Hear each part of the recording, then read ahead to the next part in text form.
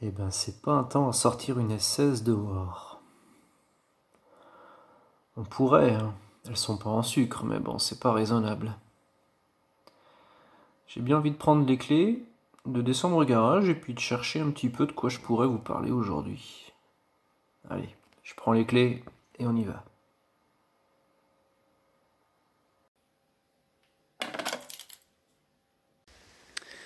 Eh bien, nous voici au garage et je crois qu'on a bien fait de pas sortir parce que dehors il y a un bel orage. Alors, la voiture est pas sous sa housse aujourd'hui parce que elle est sale. En fait, dimanche dernier, je me suis rendu dans l'Ain, à côté d'Oyonnax, et j'ai participé à un rassemblement de 306 S16. Il n'y avait que des 306 S16. Pour en parler rapidement, c'est vrai qu'avant, quand j'avais pas d'S16, quand j'avais mon HDI, je comprenais pas en fait pourquoi des utilisateurs de S16 ne se rassemblaient que entre eux. Et en fait, lors de cette journée, j'ai compris pourquoi. L'avantage de se retrouver qu'avec des voitures qui ont la même puissance, et puis des puissances plutôt sympathiques, voilà, 167 chevaux dans une 306, c'est plutôt pas mal, c'est qu'en fait, vous pouvez changer le rythme de vos balades en un claquement de doigts. C'est-à-dire que vous pouvez passer du rythme tranquille au rythme affûté, en sachant qu'en fait, personne ne sera à la traîne. C'est une chose qu'on ne peut pas faire lorsqu'on fait des rassemblements de 306 un peu plus éclectiques, où là vous pouvez vous retrouver avec un petit 1400 ou un 1600 cabriolet 90 chevaux qui va vous dire bah écoutez les gars vous êtes gentils mais moi j'arrive pas à suivre quoi. Donc voilà, se retrouver entre S16 c'est pas du mépris, c'est pas être sectaire, c'est simplement vraiment voilà, pouvoir profiter de sa voiture et de la voiture des autres voilà, en restant ensemble et sans laisser personne derrière à la traîne. Et j'ai vraiment beaucoup aimé. C'était la première fois que je faisais un rassemblement de 306 depuis plusieurs années. J'en ai eu fait, j'en ai organisé à Annecy, en Haute-Savoie, c'était plutôt sympa. J'avais mis ça de côté. Et j'étais vraiment très content de cette journée, là, dimanche dernier, le 20 juin. D'avoir pu rencontrer déjà d'autres possesseurs de S16, c'est vraiment l'occasion de pouvoir discuter et comparer, échanger. Voilà, c'est plutôt riche et intéressant. Là, comme ça, dans le garage, je pense qu'on va pas pouvoir voir grand-chose, hein. Le moteur, vous l'avez plus que vu maintenant. Donc, ce que je vous propose, c'est que je vais passer derrière le volant, je vais m'installer, et puis je vais vous raconter un petit peu ce qu'on peut trouver et voir lorsqu'on est installé à bord de cette 306 S16. Allez, je m'installe et je vous reprends juste après. Allez, j'ai mis un petit peu de lumière à travers le toit ouvrant, c'est pas très académique, mais la seule lumière du garage ne suffisait pas à éclairer l'intérieur de la voiture. Donc, allez, je vais rentrer à bord et puis je vais vous raconter un petit peu ce que je ressens installé derrière le volant de cette 306. Ah. On n'est pas bien? Si.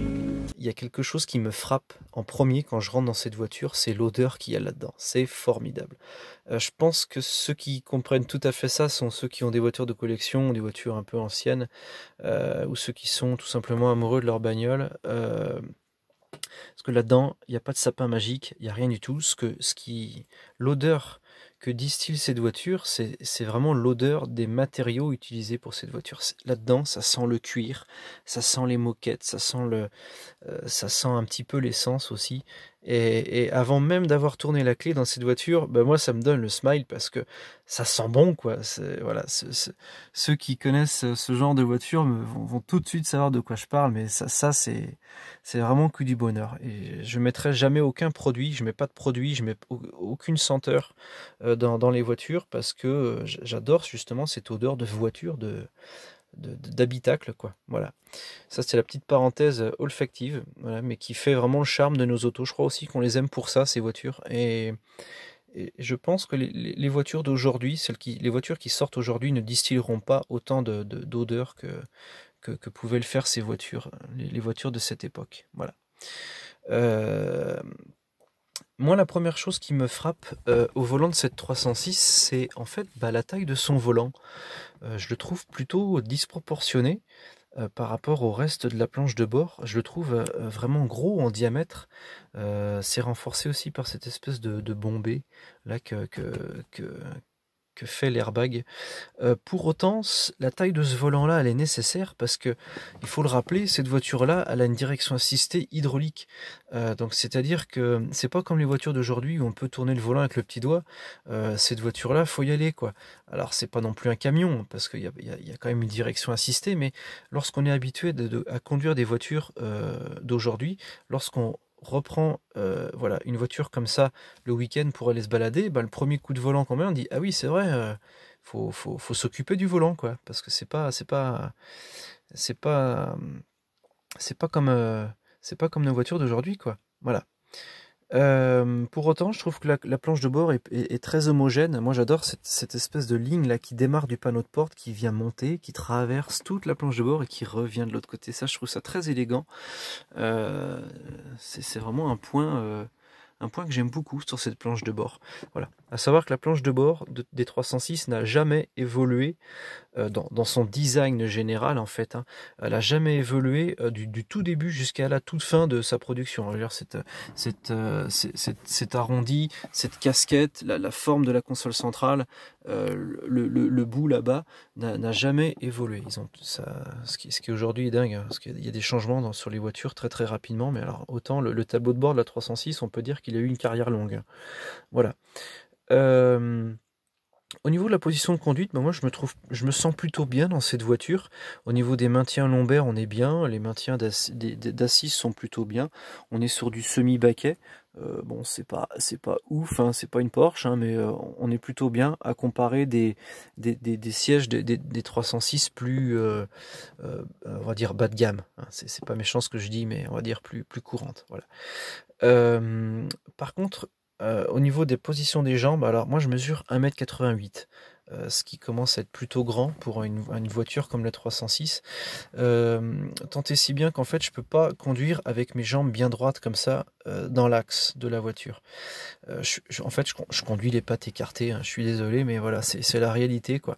Donc en fait j'ai toujours mon genou qui vient taper ici, ou en tout cas se caler contre le panneau de porte, et ma jambe droite qui vient, voilà, s'appuyer ici contre, pour que voilà, quand ça bouge, je sois bien calé, quoi, parce que sinon mes jambes se baladeraient tout le temps. Ce qui fait qu'en fait mon pied droit, il est jamais droit, en fait. Je peux pas accélérer avec le pied bien dans l'axe.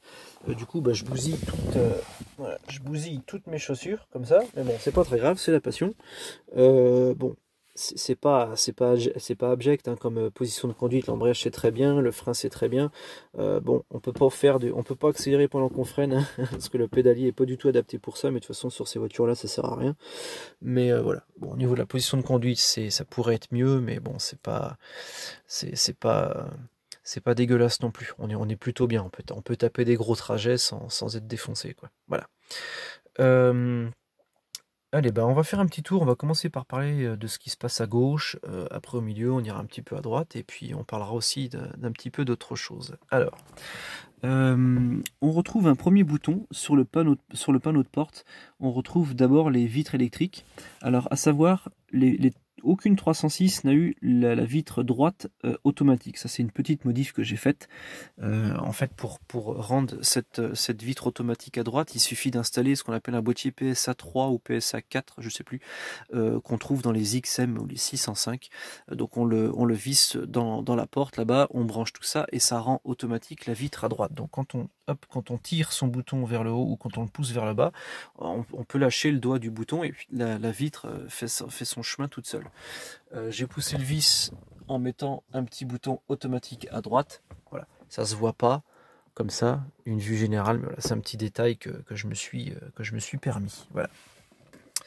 Ensuite, à gauche, on retrouve différentes choses. Donc le premier bouton tout à gauche, c'est le réglage d'intensité de la lumière au combiné et à la console centrale. À droite, c'est le réglage de l'assiette pour l'éclairage. Donc quand vous êtes chargé, il ne faut pas oublier de modifier le réglage de l'assiette de l'éclairage, sinon vous allez éclairer les gens en face. Le bouton rouge, en fait, il fonctionne avec la clé de contact. C'est lui qui vous permet en fait de couper ou de remettre en marche l'airbag passager. Voilà.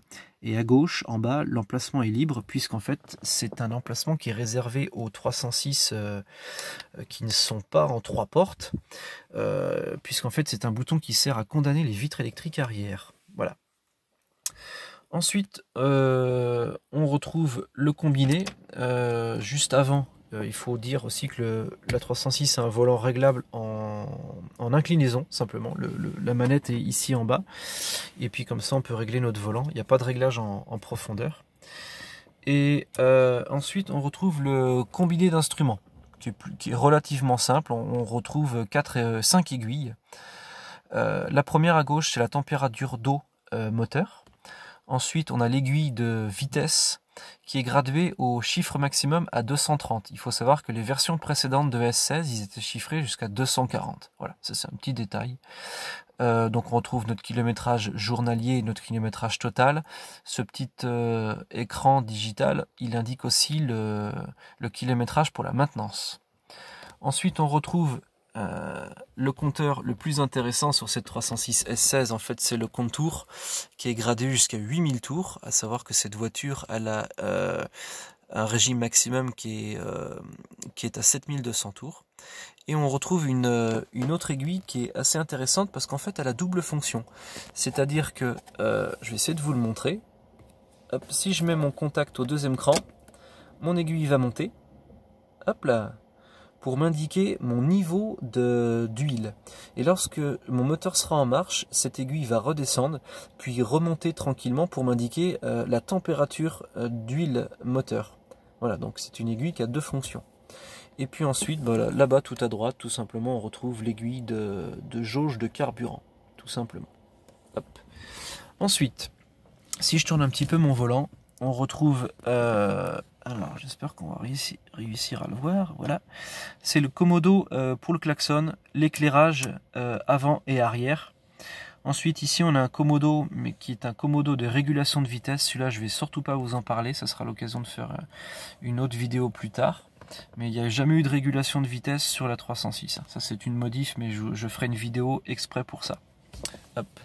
Ensuite, si on tourne le volant de l'autre côté, donc on retrouve le commodo pour les essuie-glaces avant et arrière. Ici, on retrouve un commodo pour le réglage de la radio. Alors, ce commodo, il est un petit peu différent parce que c'est un commodo de 406. Il permet deux fonctions supplémentaires. En fait, il permet de switcher en haut et en bas. Je fais une toute petite parenthèse, mais ça sera l'occasion de faire une autre vidéo. Mais en fait, les postes d'origine 306 sont prédisposés à pouvoir accueillir ces deux fonctions supplémentaires. C'est une petite modif qui n'est pas compliquée à faire, mais je pourrais vous montrer un petit peu à quoi servent ces petites modifs, en faisant fonctionner le commodo et la radio. Voilà. Et on retrouve ici notre Neumann avec la clé de contact. Voilà. Donc sur cette partie-là, il n'y a rien de compliqué, hein. C'est vraiment tout simple. Ensuite, on retrouve la console centrale. Alors ceux qui sont passionnés 306 ou juste connaisseurs ont remarqué un problème tout de suite. Oui, effectivement, c'est pas la bonne console centrale. Cette voiture-là est de 99, donc en théorie, je devrais avoir cet emplacement-là. En fait, l'allume-cigare. Je vais vous montrer une photo de à quoi ressemble une console centrale d'origine. Pourquoi j'ai mis une console centrale de 306 phase 1? En fait, tout simplement parce que j'ai un accoudoir qui est un accessoire d'origine. Et en fait, quand une 306 a les sièges chauffants, en fait, les boutons sont placés ici, un peu plus bas. Et le meilleur moyen que j'ai trouvé de pouvoir réintégrer mes boutons de siège chauffant de manière à ce que ça fasse le plus d'origine, et bien en fait c'est de retrouver une console centrale de 306 phase 1. Parce que en fait les 306 phase 1 avaient leur bouton d'anti-brouillard avant et arrière ici. Alors que maintenant on le retrouve sur les commodos là-bas. Donc je me suis dit, bon tiens, je vais prendre une console centrale de phase 1 et comme ça je vais pouvoir intégrer mes boutons de siège chauffant de manière à ce que ça soit le plus d'origine possible. Voilà, je trouve ça plutôt cool. Voilà. Donc tout en haut on a les aérateurs. Ensuite on retrouve le poste CD d'origine, c'est un poste Clarion. Ensuite on a donc trois boutons qui sont liés au chauffage en fait. Donc on a en premier l'intensité du pulseur d'air. On retrouve ensuite la température et après les secteurs où vous voulez que l'air sorte au niveau de la planche de bord. Ensuite, on a le bouton de marche et arrêt de la climatisation. Et ce bouton-là, on le retrouve que dans les 306 qui ont la clim automatique. C'est le bouton de recyclage d'air. Voilà. Ensuite, juste en dessous, on retrouve une petite montre à quartz qui est réglable ici. En fait, on change l'heure en appuyant sur ces petits boutons. Et on retrouve à côté la température. Alors, petit détail, lorsque la température descend vraiment beaucoup, en fait, je ne sais pas à partir de quelle température, mais en fait le chiffre se met à clignoter pour vous indiquer que dehors il fait froid. Voilà. Et puis donc on retrouve donc notre bouton de warning et hop notre dégivrage arrière qui est ici. Voilà. Petit détail. On retrouve un téléphone de voiture. Bon, il n'est pas fonctionnel. Je l'ai mis juste pour la blague, puisqu'en fait j'ai un support téléphone, c'est cette pièce en plastique là, d'origine accessoire. C'est une pièce qui se visse dans la planche de bord, qui servait à accueillir ce genre d'équipement. Donc c'est pas fonctionnel, mais bon, je me voyais mal avoir un support téléphone sans mettre de téléphone dessus. Et puis il faut savoir que les téléphones, on pouvait en monter en accessoire dans les 306, hein. Il suffit d'ouvrir les catalogues accessoires d'origine et il y avait des téléphones qui étaient proposés. Donc voilà, c'est un petit clin d'œil à une époque. Aujourd'hui ça fait rire d'avoir un téléphone comme ça dans une voiture, mais à l'époque c'était quand même la classe d'avoir un téléphone dans une voiture, quoi. Donc voilà, c'est pour rappeler un petit peu une époque, mais voilà. Ensuite, si on va à côté, on retrouve l'airbag passager avec en dessous la boîte à gants qui ferme à clé, qui est une toute petite boîte à gants comparée aux autres versions. Elle est beaucoup plus petite. Pourquoi? Parce qu'il a fallu laisser la place à l'airbag. À savoir que les premières 306, dans les toutes premières générations, en fait, avaient une boîte à gants supérieure à l'époque où il n'y avait pas l'airbag. Voilà. Ensuite, au niveau de la console intersiège, c'est pas ouf. En fait, on retrouve un premier rangement qui est ici, où on peut mettre, il y a la place pour quelques CD, ou sinon un portefeuille avec son téléphone portable. Ensuite, ici, on retrouve un cendrier, voilà, qui, pour la petite histoire, juste pour pousser le détail, il est éclairé la nuit. Voilà, on le voit un petit peu ici. Donc, quand vous allumez vos phares, s'il n'y a pas la petite lumière dedans, c'est que la petite ampoule est abîmée. Enfin, elle est cassée, quoi, même. Donc c'est une galère à remplacer parce qu'il faut enlever tout ça pour changer la petite ampoule. Tac. Niveau rangement dans la 306, c'est pas ouf parce qu'on a ce petit rangement là. On a éventuellement le cendrier, on peut le convertir en rangement comme ça si on fume pas, mais voilà. Et puis sinon, le reste des rangements, c'est dans les vides-poches de chaque côté, quoi. Ils sont pas très gros, quoi. Voilà. Il y a un autre rangement auquel vous pouvez avoir accès également lorsque vous êtes conducteur ou passager. En fait, c'est au niveau de l'arrière des sièges. Certaines 306 sont ce qu'on appelle des poches aumônières, c'est comme ça que ça s'appelle, qui permettent de ranger une carte routière ou votre boîte d'écrou anti-vol d'origine. Voilà.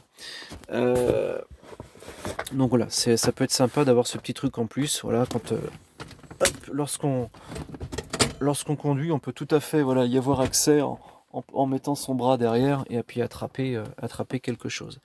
Voilà. Ensuite, on retrouve donc le fameux levé de vitesse qui est avec la grille boîte 6, voilà, qui est caractéristique.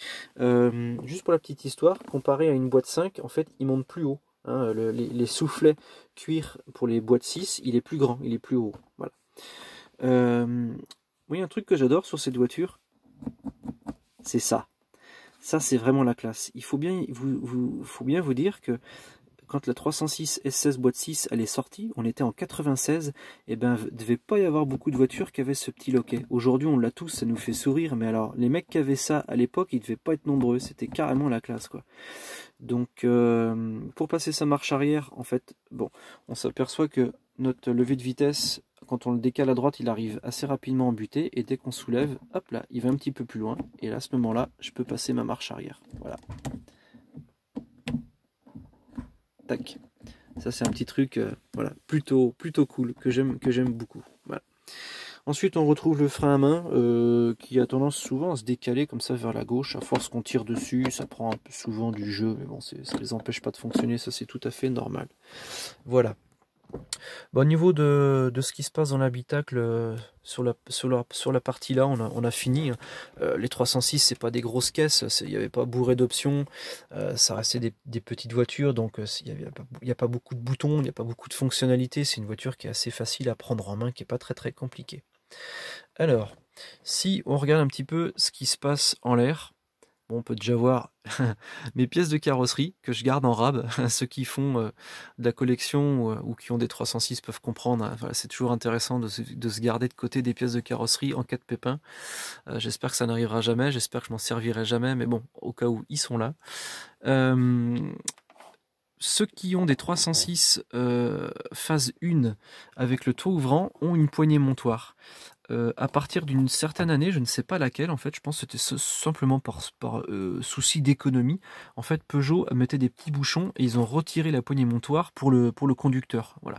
Donc moi j'en ai retrouvé une parce que c'est tout à fait d'origine et puis voilà, ça choque pas. Donc je me suis remis la poignée montoir. Alors c'est une petite différence sur les modèles toit ouvrant. Les poignées montoirs sont à ressort. Voilà. Alors elles reviennent rapidement, c'est pas des trucs qui reviennent tout doucement, qui font un petit peu classouille. On faisait pas ça à l'époque. Donc voilà, comparé des 306 qui n'ont pas de toit ouvrant, en fait ce sont des poignées montoirs qui sont fixes. Voilà, ça c'est le petit détail. Ensuite, dans cette voiture, je me suis amusé à monter des pare-soleil éclairés, avec miroir de courtoisie éclairé, voilà, et plus exactement. Ce sont des pare-soleil qu'on retrouve uniquement dans les 306 griffes, donc autant vous dire que c'est vraiment pas facile à trouver. Alors oui, c'est pas d'origine sur S16, mais ça reste une pièce d'origine 306 qui est plutôt rare, donc voilà, je me suis amusé à les monter, c'est plutôt sympa. Et puis bon, quand ils sont rabattus comme ça ne se voit pas. Donc on retrouve la même chose, hop, en côté passager. Voilà, ça c'est un petit détail. Et puis ensuite, on retrouve ici donc je sais pas comment on appelle ça, la console de plafonnier, hein, je sais pas comment on peut appeler ça d'autre, qui a des fonctionnalités un peu différentes des modèles qui n'ont pas le toit ouvrant. Il y a des boutons en plus, donc en fait chaque éclairage extérieur a son petit bouton, voilà comme ça. On retrouve ici hop là, je sais pas si on arrive bien à voir. Je suis à contre-jour. On arrive, voilà. On voit le bouton d'ouverture et de fermeture du toit ouvrant, qui n'est autre en fait qu'un bouton de vitre électrique arrière ou de vitre électrique avant sur 306. Vitre électrique avant de phase 1, hein, je précise. Voilà, donc ils sont pas foulés, ils ont dit tiens vas-y, prends le bouton qui est là, colle-le là et puis ça ira bien quoi.